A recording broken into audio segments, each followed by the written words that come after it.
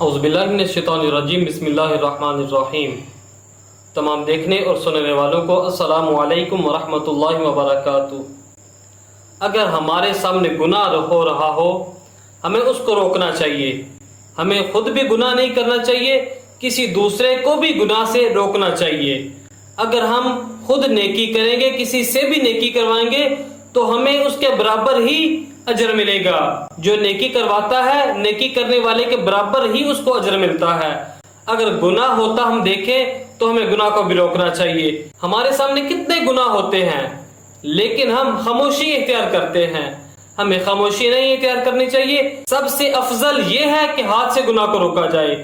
اگر ہم گناہ کو ہاتھ سے نہیں روک سکتے، ہمیں زبان سے روکنا چاہیے۔ اگر ہم زبان سے بھی نہیں روک سکتے تو ہمیں پھر دل میں کم از کم ضرور برا جاننا چاہیے۔ یہ ایمان کا کمزور ترین درجہ ہے۔ حدیث مبارکہ میں بھی یہی ہے کہ رسول اللہ صلی اللہ تعالی علیہ وآلہ وسلم نے ارشاد فرمایا کہ تم میں سے کوئی برائی کو دیکھے تو اس کو ہاتھ سے روکے، اگر اس کی طاقت نہ رکھتا ہو تو پھر زبان سے روکے، اگر اس کی بھی طاقت نہ رکھتا ہو تو کم از کم دل میں اس کو برا جانے۔ حضور صلی اللہ تعالی علیہ وآلہ وسلم نے ارشاد فرمایا کہ یہ ایمان کا کمزور ترین درجہ ہے۔ ہمیں گناہ کو روکنا چاہیے۔